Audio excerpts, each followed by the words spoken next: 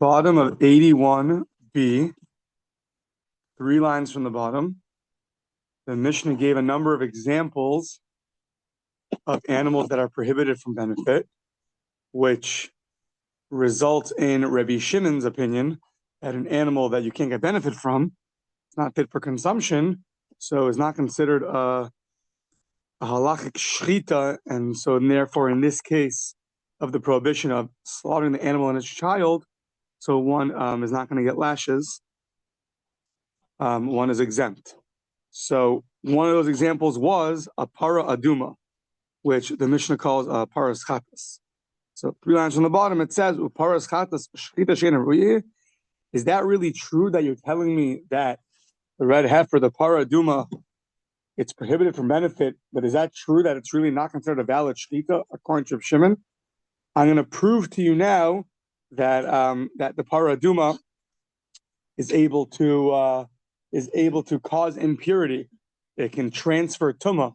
It becomes impure and it could transfer impurity. Now the rule by that is only if you consider it to be a food, to be considered something which is fit. So, or else if it's not, then there's verses that tell us that it's that things that are prohibited from benefit are not considered ochel.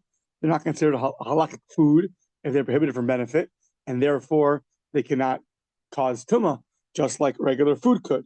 The fact that the red heifer we're about to see could give over impurity shows you that it's not included in that dispensation of things that do not cause purity. Foods can cause impurity. Things that aren't food are excluded. So the Hatanya, Rabbi Shimon Omer, para mitami tumas ochlim. A para aduma, so it can cause, it's a mitami tumas ochlim. It becomes impure, just like a food becomes impure. Whatever the rules are of a food becoming impure, red heifer is the same thing. Why? Isn't it true it is prohibited from benefit? At the end of the day, the Gemara in Bechoros, we'll see in a few months, tells us that it's only from food. Food can become impure, but things that aren't food, such as things that are prohibited from benefit, those things cannot become pure. A good proof about food and benefit is that, let's say Erev Yom Kippur, this is the classic case. Erev Yom Kippur, you stuff your face to wazoo. You cannot eat anymore. You're stuffed out of your mind. And then you go on Yom Kippur and you eat something, right? So the Gemara says it's called achila gasa. It's like eating of you're over full. It's not considered an eating. It's not, doesn't mean it's permitted, but it's the eating comes with benefit, comes with enjoyment. So that's such an eating when you're so overstuffed is not considered enjoyment, and therefore it's not really an eating. So the same thing over here. If it's a food, it can become pure. If not, not. So 1 second. So according to Reb Shimon, why does this red heifer become impure? Is it not prohibited from benefit? Well, says the Gemara, because hoil the haisala shas hakosher, since it had a point where it could be used for benefit. When is that? Next page. Amar Rish Lakish, Amar Shimon ben Lakish, Omer Hay Reb Shimon, para niftes al gabe marachta. So we had this, I think, numerous times earlier, is that when you have a para aduma, but then you found one that's better than it. And Rabbi Shimon Lakish says, even if it's on the marachta, on the pyre, meaning you already shechted it, still, if you found a better one than it, then you can redeem it, and this one you could eat. So since it has that point of redemption, that's enough already to consider it. It's already close to being a food. That's enough to consider it halachic food, and therefore it can become impure and cause impurity. So now, okay, if that's true, so how come when it comes to the prohibition of slaughtering the animal and its child, do we say that it's a slaughtering, which is not really a slaughtering because it has no consumption? Why not? There's a point in time where you're going to be able to redeem it, and if you find a better red heifer, then this one's good to go. And just like by the world of impurity, you told me that's enough to consider it a food, so it should be enough over here also to consider it fit for slaughtering, fit for consumption, and therefore you should violate the prohibition. What's the difference? You're right, it's too good of a question. It doesn't make sense. The Mishnah must have made an error. It doesn't make sense. Rabbi Shimon holds clearly, black on white in his brisa, that red heifer is considered food, since if you find a better one, you'd be able to redeem it. It's already close enough to be considered a food. and therefore, if you were to slaughter it and its kid in the same day, there would be a prohibition. Our Mishnah says, he argues, it must be that paras chata, you got to take it out of the Mishnah. It must have been a mistake or it must have been an error because it's flies in the face of this brisa. Okay, so now another case is the calf that we break its neck when you find a corpse in between two cities and you don't know who the killer was. So that's also prohibited for benefit. So now we're going to ask the same question. An egla rufa is prohibited for benefit. Therefore, according to Reb Shimon, you slaughter it and its kid in the same day. There's no prohibition. And now we're asking, is that really true? Egla rufa lav shchita ru'i v'atna nimsa ha'horeg achelo tarov egla teitze v'tira be'eder. I don't understand. Before you break the neck, you find the killer. You do a little research. FBI finds the guy before you broke the neck. So what do you do with the animal now, the calf? Let it go graze. It's a regular animal now. Go for it. So how could you tell me black on white an egla rufa is totally prohibited from benefit? It's not true. It's in this case it is you can get benefit from it as long as when you find the killer. So Amar Hashem and Lakish Mishum Rabbi Yanai egla rufa in a Mishnah. So he's stuck. What do you do? Another black and white example of that an egla rufa is permitted for benefit. Our Mishnah says that it's not. And therefore, according to Reb Shimon, it's not a valid shchita. So it must be that's also an error. Got to take it out. It wasn't taught. That's not our tradition. Yeah. Yeah.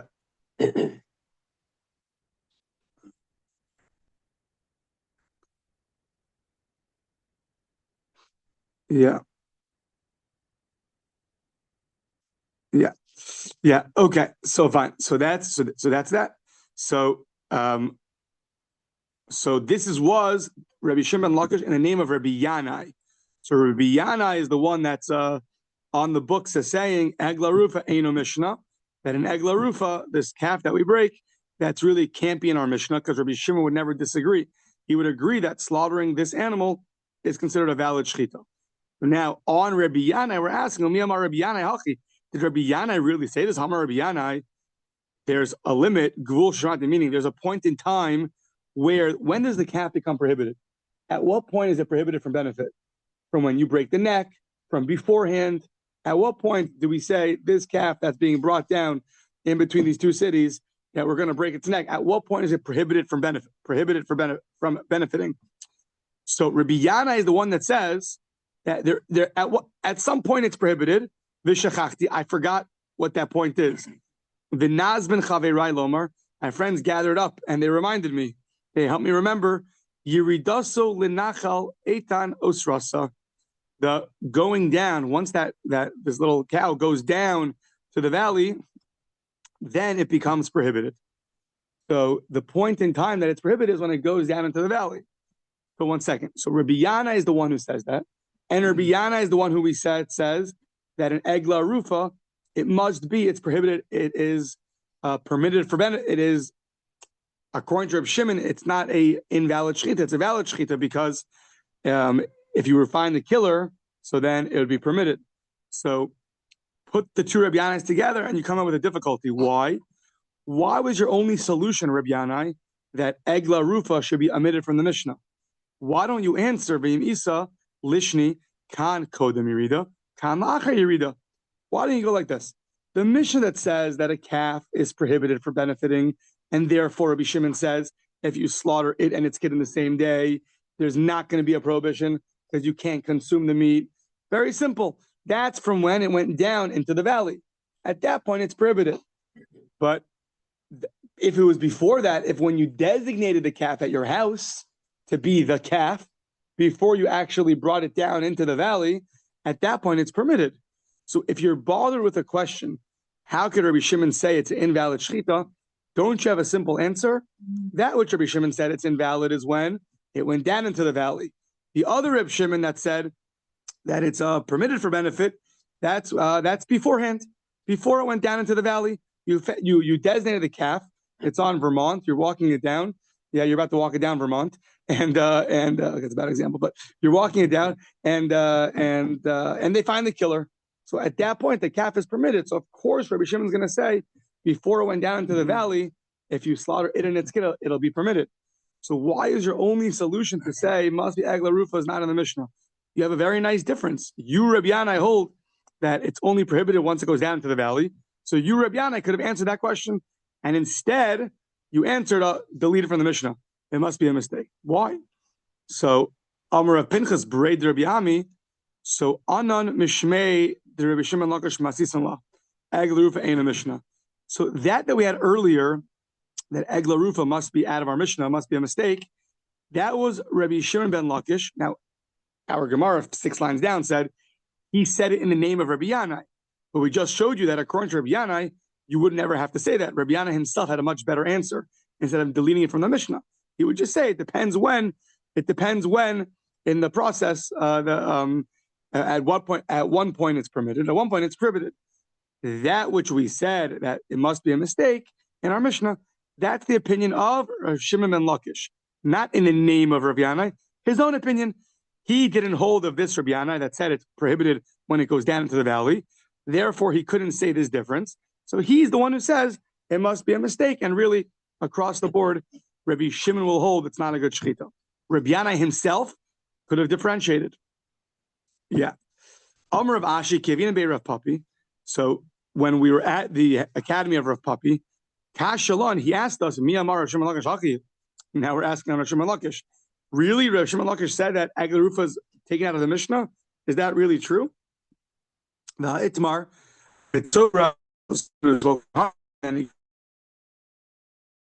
when he birds are also prohibited from benefit. From what point are they prohibited from benefit? When are they prohibited from benefit? So we're about to say, in the name of Reish Lakish, of Rav Shimon Lakish, they're going to be prohibited from benefit the second you take them, before you shech them. How do we know that? You learn it out from an Egla Rufa, this calf. And the second you take it down to the valley, it's going to be prohibited. So once you have Rabbi Shimon Lakish also saying that the calf is prohibited when it goes down into the valley, so then you have the same solution as earlier. If you have a question, our Mishnah against another Mishnah, does Rabbi Shimon say this animal is a good shechita or not a good shechita? You have a very simple answer. It depends at what point in the process. If from the time it was lowered down, then it's prohibited.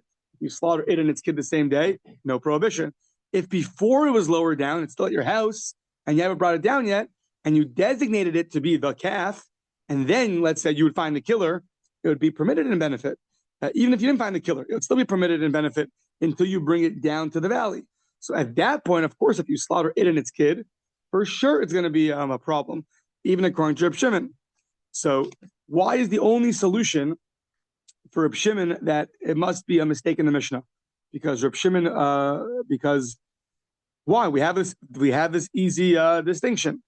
So Reb Shimon, Itmar Tziporim Mitzorim, Amosai Nasarim, Rabbi Yochanan Amar Mishas Shchita, Rabbi Shimon Lakish Amar Mishas Lakicha, V'Amrina my time Rabbi Shimon Lakish Gamar Kicha Megla Rufa. So at what point are the birds that are brought for the purification of the Mitzorah, at what point are they prohibited from benefit? Says Rabbi Yochanan, from when you slaughter them. Says Rabbi Shimon Lakish, no, from when you take them to be slaughtered. Well, the truth is, I don't really know at what point exactly is the taking. The taking to be slaughtered, the taking to Yerushalayim, the taking from the forest. I don't actually know. It says from the time they designate. Interesting. Right. Yeah. Yeah, from the time you take them. Which means that you designate them, right? It's a good question. If you verbally designate, but you didn't take them with your hands, okay, that's a good question. But for when you take them to be to be the birds chosen.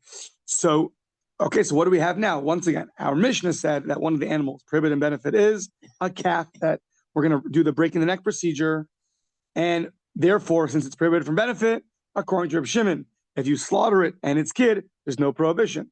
The problem was Rabbi Shimon told us that this calf is permitted for benefit, since if you were to find the killer, it's going to go grazing, it'll be fine. So really, we see the calf is not totally prohibited from benefit. It's really since if you would find the killer before you break the neck, so then it would be able to graze. So you see that it's really permitted for benefit. So the answer was you have to delete the case from our Mishnah. Really, Rabbi Shimon would agree that it is permitted for benefit. But our question is now, why did you delete it from the Mishnah? Both according to Rabbi Yanai and according to Rabbi Shimon ben Lakish, you have an easy answer. The Mishnah is only talking about a case after it went down into the valley, not beforehand. So says the Gemara, you're right. El Amar Rabbi Chia bar Abba Amar Rabbi Yochanan, Egla Arufa Eina Mishnah. That tradition that we have that was passed down, that the Egla Arufa is omitted from the Mishnah, is not like Rabbi Yanai, and it's not like Rabbi Shimon ben Lakish. It's the opinion of Rabbi Yochanan. Rabbi Yochanan, who says the animal is prohibited from when you slaughter it. So he says that it can't be that the Mishnah, it can't be that it's in the Mishnah, because Rabbi Shimon once again says that this animal is permitted for benefit, not prohibited. Meaning, of course, it's prohibited from benefit, but we said since when you find the killer until you break the neck, if you would find a killer before you'd break the neck, the animal would be off the hook. So therefore, you can't say 100% that there'll never be a prohibition of slaughtering it and its kid. No, there would be a prohibition if you would find the killer before you break the neck. So then there'd be a prohibition of slaughtering it and its kid. I'm just wondering, according to Reb Shimon, you have to find the killer, and then it's permitted for benefit, or the fact that if you were to find the killer, just like we had earlier by the paraduma, if you were to get a better one, that's already enough to consider it, food, so to speak. So too here. But I don't know.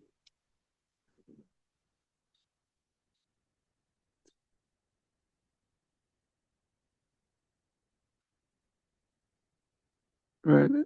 It seems to me that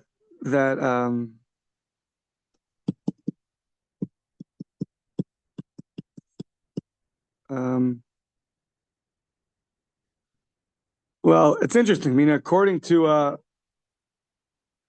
it seems like what we're saying is that Rabbi Shimon really goes to the opinion that the calf is not prohibited until you break the neck. Only then it's prohibited. But in its lifetime, as long as it's alive, it's not prohibited. And the proof being that when you find the killer, you just let it go grazing. If it was prohibited in benefit, so then you can't just let it go graze. You have to somehow get rid of the sanctity. The sanctity's on it. So it sounds like, in conclusion, really, Rabbi Shimon holds that really it's only prohibited in benefit from when you break the neck, which would mean that as long as it's alive. So let's say the cow's down there by the valley, and you haven't broken its neck yet, and now you go and you slaughter it, and you slaughter its kid. So according to Rabbi Shimon, why should you not violate the pro? Tonight at 7:30. So that. Charles, you want to just mute? Okay, yeah. Sorry. No problem. According to Rabbi Shimon, why would you not violate the prohibition of slaughtering it and its kid? Until you break the neck, it's not prohibited for benefit. So you go, you slaughter it, and slaughter its kid. For sure, there's a violation. The Mishnah says over here that according to Rabbi Shimon, there is no violation. That Rabbi Yochanan saying, that's a mistake. You have to take it out of the Mishnah, because Rabbi Shimon would agree that there is a violation. Okay. Now we get some more permutations. What is that? It's actually another shkita. Well, breaking the neck. Therefore, it's in the veil anyway. right. No. So if you break the neck and then shech the child, then you're right. It's not a prohibition. But let's say before you break the neck, Rabbi Weissman jumps the gun and checks it, and then Steve runs and checks the kid. Has to do a live display of Daf Yomi, not realizing that you're in big trouble. So and then Jules comes with lashes. No. So in that case, if you slaughter it before the neck is broken, and then you go to the kid and you slaughter the kid, then there is a prohibition. Now we get some more permutations. So, okay. I picked longer than I wanted. Okay. So you go to the store and each of you buy the cow. So you buy the mother, I buy the child. So now who should check first? So it says the one who bought it first should check first. But you could have thought, like, who cares? Once they buy it. Nope. The one who bought it first should check first. But if the second one, if I bought it second, if I go shecht it, it's still okay. I don't know. What would you have thought? It would be a bad sale? I don't know exactly. What would you have thought? I don't know. Maybe you have to pay for it. I don't know. Says the Gemara, Amar Rav Yosef, Le'inyan Dina Tnan. Yeah, that's Le'inyan Dina, meaning the halacha is the first guy who bought the animal, he gets the shecht. However, it's not like a prohibition. It's not like if the second guy went and jumped the gun and checked it first, that's also fine. Just if you take me to court and you want the court to decide who should slaughter first, they'll say the guy who bought first, he has a first dibs in slaughtering. So now Linyan Dina Tzan. Tana im kadam hasheni hare. So now, but in Tana im kadam hasheni, the Brisa taught im kadam hasheni, if the second guy goes and slaughters it, there's no violation. Hare says zariz v'nischar. He's called someone who has alacrity and he's a winner. He gains. Why? Well, first of all, zariz dilo avadi surah. He didn't violate a prohibition because he slaughtered the animal first, not the other guy. If you do it second, it would be a prohibition. V'nischar, and he's a winner. He's a benefiter because he gets to eat the meat. So you can't slaughter the child or you can't slaughter the second animal if the first one was already slaughtered. So if you go and slaughter it first, you're showing alacrity and you get to eat the meat. So it's a win-win. So fine, that's that. Now, what if you have three animals, family tree? You have the bubby, the mommy, and the and the grandchild. So what happens in that case? How many lashes do we give you? So shachat para v'achakach shnei baneha. So one cow, two kids. So a person slaughters the cow and then each of the kids. So fake shmonim, 80, two sets of lashes. Each child is a violation of this prohibition. The first child, you can't do that, and the second child, you also can't do that. Violation. What about shachat shnei baneh v'achakach shachta? A good example of why I have no mishnayos, because I was just wondering about this yesterday, not realizing it's the next mishnah. What if you do it in reverse order? You slaughter the kids and then the parent. So the Beferish Mishnah, it's explicit Mishnah. You slaughter both kids and then the mother and then the parents, whichever one. So figas harabayim. Oh, but then it's only one set of lashes, only one prohibition. Third case, shachta, ve'ezbita, ve'ezbasbita. So now what happens? You slaughtered the grandmother, the mother, and the granddaughter. How many do you get? So feg shmonim, 80. Why? Because you have A, B, and C. So when you slaughtered B, that's one violation because B's A's child. When you slaughter C, that's B's child. So that's going to get 80. Now, what about this case? Shachta. This is like, you got to be a real, a smart chochet. Yeah. So if you're like a smart Russia, you got so you got to show that you have a good head. So shachta, the guy tried like this. Shachta, you slaughter A, and then you go to C. Then you slaughter C. So that's not a violation. C is not B. So you slaughter A, and then you slaughter C. Shachta, and then the esbas bita. And now you go to B. So what happens? V'achakach shachat bita. And then you slaughter B. So now what happens? So the first opinion says, sofeg esar bayim. And that's going to be the more logical approach. You did one act, you got one act, one warning, and one prohibition. So now I would have thought really the next one is more logical, but the Gemara is going to say, not like me, that sumchus almar mishum Rabbi Meir, sofeg shmonim, that you get 8, you really get 2 sets of lashes because B is the parent of C and the child of A. But the Gemara is going to go through what could be Sumchus's reasoning. It's going to go through a whole thing. So maybe it'll clarify the other opinion. But at the end of the day, you did one act. So it's one prohibition. Now, what the Gemara is going to point out is this prohibition did come from 2 different places, right? Both B is prohibited to slaughter for 2 reasons, A and C. You can't slaughter the kid. You can't slaughter the parent. So that's going to be a debate when you do one act, but it's coming from 2 places.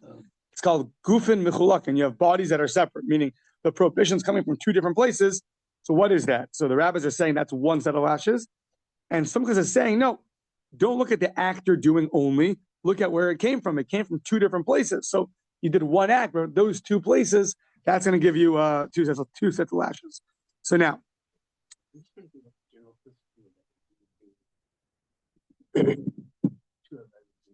Oh, we're going to see it. Oh, well, not right now, but in a minute. So, Amai Osov as Bino Amar Rachmana. So first we're asking in the beginning of I don't understand why when you slaughter the mother after the child, it's a problem. It says Osov as Bino. The Torah says, read it literally, right? Like some choose to do. So Osov as Bino, you do it and its child. Amar Rachmana Velo Bino Oso. That doesn't say it backwards. A child and the mother. It says the parent and the child. So maybe only in that order is there a violation. Like I would have thought yesterday. But if you did in reverse order, no problem. It says no. Lo slakadaita. Don't think that. Why not? The Tanya, it says Osov has beno, ainli Osov has beno, Osov has ima minayin. How do I know? It only says it and its child. How would I know to include the other way, the child and then its mother? Minayin kishu omer lo tishchetu. It says that you shall not slaughter you in the plural. Harei kan shnayim. So it says harei kan shnayim. You should not slaughter. So it means multiple prohibitions. So now the Gemara is going to go through. So Rashi goes through a whole thing. What's it talking about? So haketzad. So what's the case where you're going to violate two separate prohibitions? It sounds like there's lo tishchetus in the plural, and it's telling you that there's two separate prohibitions. Now, what's the case? You're going to have two separate prohibitions. So the only case really is going to be when you have three animals. When you have three animals, you can get two sets of lashes. So lo sishchetu implies you're going to have two separate violations. What's a case where you have two separate violations? It can't be a case of two animals. That's at most one violation. The mother, the child, the mother.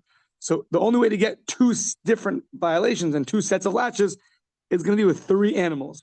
Once I show you the case of three animals that is a prohibition, you'll see that it's also a problem to slaughter the mother after the child and not just the child after the mother. Let's see. Haketzad. Echad hashochet is a part of echad hashochet is ima, v'echad hashochet is bina. A person slaughters a cow and then he slaughters v'echad hashochet is ima. So you do B and then A and then C. V'echad hashochet is bina. So now you do B and then A and then C. So shnayim achronim chayavin. So both A and C are prohibitions.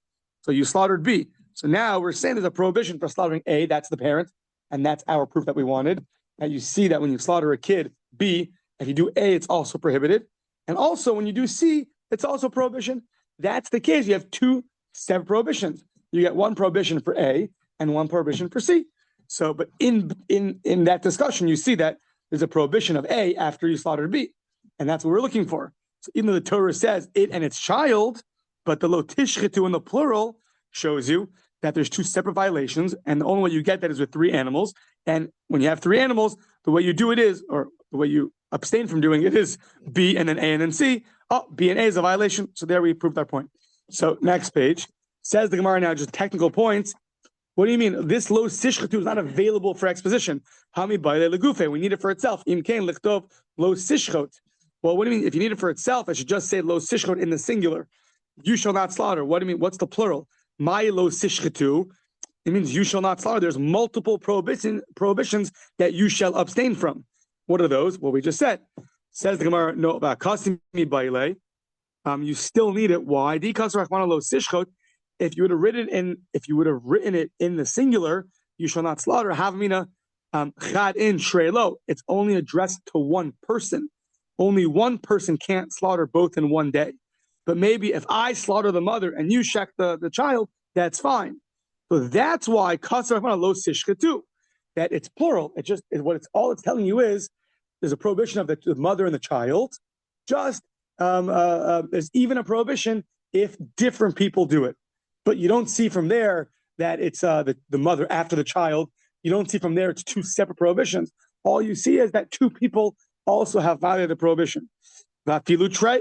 Says no. If you want to teach me that, that two animals shall not be slaughtered, meaning you look at the result. You can't have the mother and the child both be slaughtered.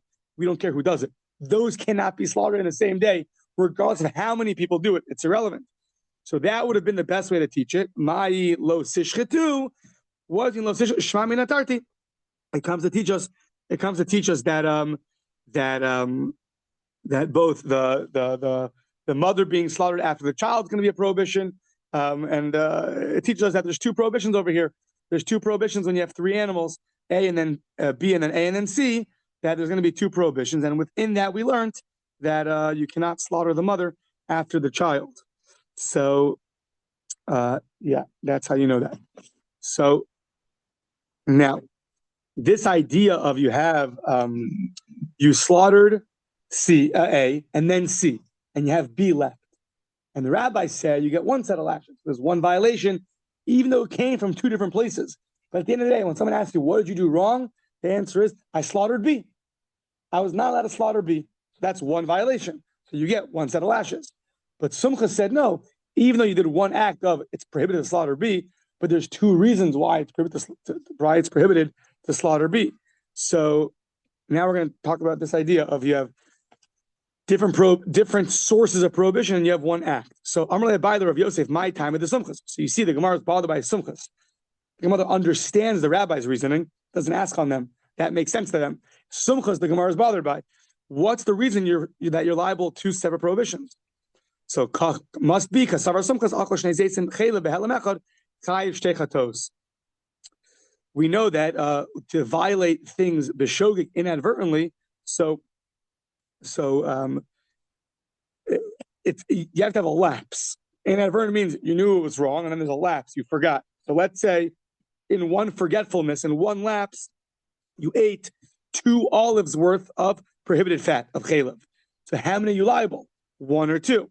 You now want to repent and bring a sin offering. So says the Gemara, 2 olives worth of chaylev, prohibited fat, behelam echad, in one lapse. So 6 a.m. you knew it was wrong, 9 a.m. you forgot, and now you had 2 olives worth of prohibition.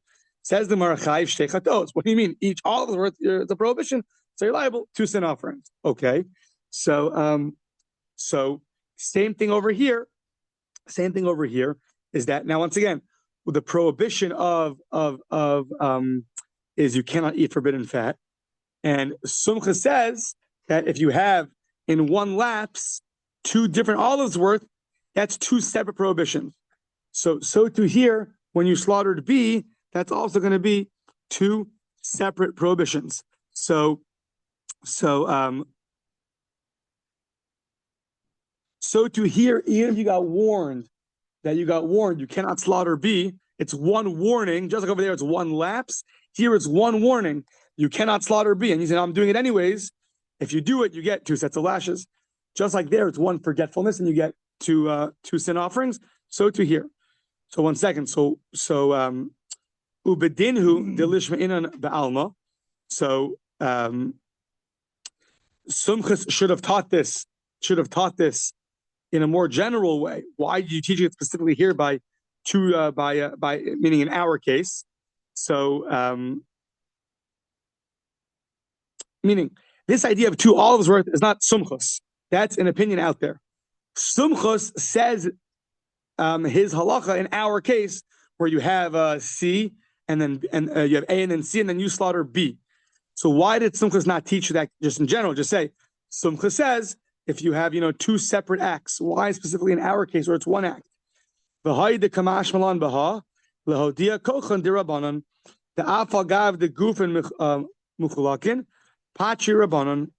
So the reason why Sumchus taught this case specifically here, is because to show you the power of the rabbis, that they're so lenient that even though both A and both C are prohibiting you from slaughtering B, it's 2 separate animals that are prohibiting you to slaughter B, because one animal says, I'm the mother, you can't slaughter my child, and one animal says, well, I'm the child, you can't slaughter my mother. The rabbis still hold you're only liable 1 set of lashes. That's one.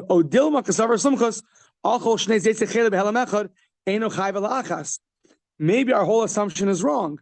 Sumchus would hold when it comes to 2 olives worth in one lapse that you're only liable 1, and the 2 things are not related to each other.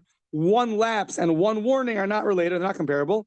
The hacha hainu taima hovil the gufen mechulakin. Over there by the olive worth by the olives, there's 1 prohibition. It's 1 lapse. You cannot have forbidden fat. So in 1 lapse, you had 2 olives worth, but it's the same prohibition telling you cannot have forbidden fat. Maybe here it's different because here you have both A and both C are telling you can't slaughter B. those are two separate prohibitions. C comes telling you, it's my child, you can't slaughter. That's one, and that's my parent. And A comes and says it's my child. So those are two separate bodies that are both prohibiting B. So maybe only here some of us will say that there's going to be two sets of lashes. When it comes to inadvertent acts in one lapse, maybe he'll agree that you only bring one sin offering.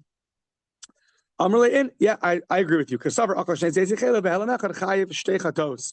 no.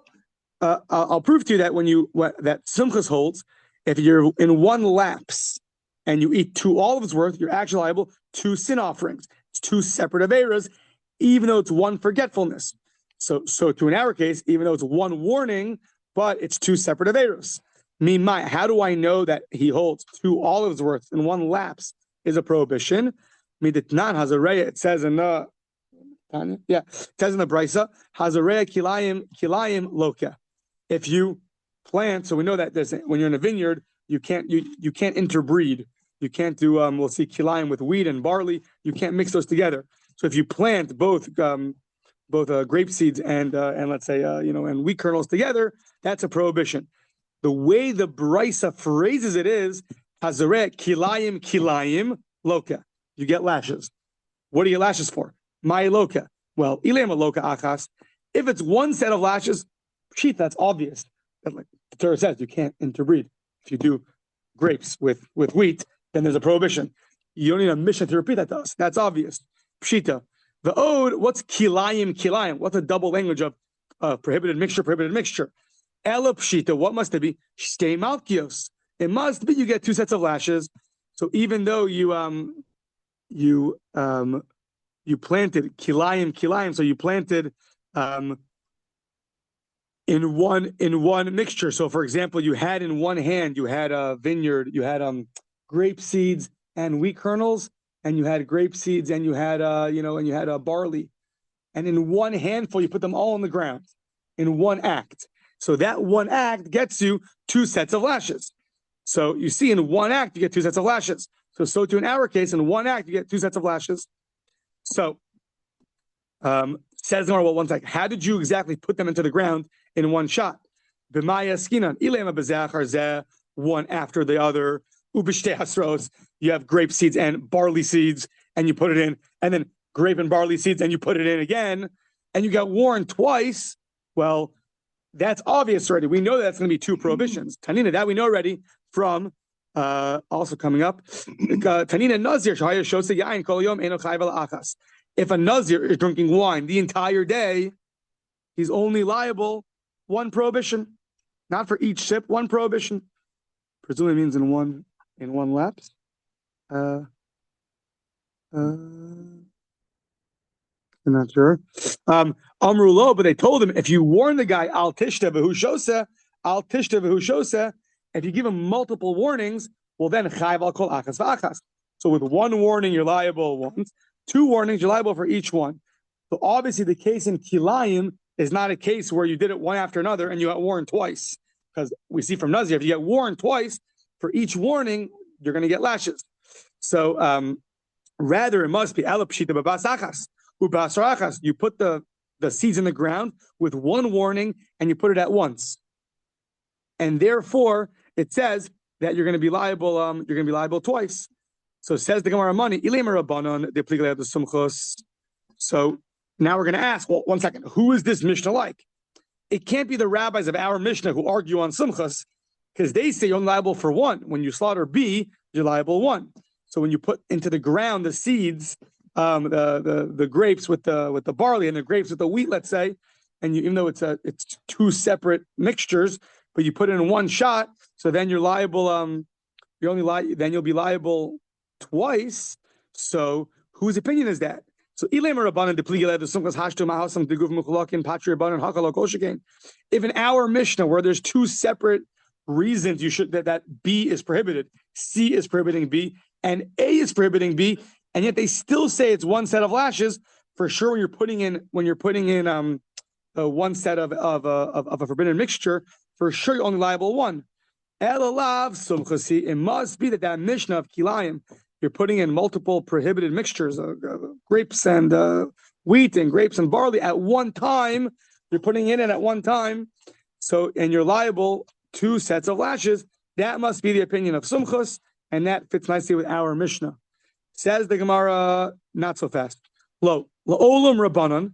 Really, that Mishnah of kilayim, forbidden mixtures, could be the rabbis, and they're just teaching this double image of kilayim is teaching you a totally parenthetical thing. Umilsa agav orche kamashlan that you could trade gavne kilayim ulafukim with Rabbi Yoshid. I'm Rabbi Yoshid. Achi yizrachita v'sora v'chartzan b'mapoles yad. Kamash malon the chizar rachita v'chartzan v'sora v'chartzan nami mechayev. That there's a different opinions exactly the forbidden mixtures what you're liable for. Rabbi Yoshia says you have to have all 3 together: grapes, wheat, and barley together. That's the forbidden mixture of the Torah. Other opinions hold is that no, even grapes and wheat or grapes and barley is also enough of a forbidden mixture. So really the Mishnah is just going like the rabbis, and it says kilayim is just to teach you that that there's the forbidden mixture that the Torah prohibits is not when you have all 3 in your hands. It's just when you have even 2 of them, grape and wheat or grape and barley. That's a prohibited mixture, and that's all that Mishnah wanted to teach us, nothing more than that. And therefore you have no proof that it's sumchus, and therefore you can't say that goes necessarily in line with our Mishnah. Okay.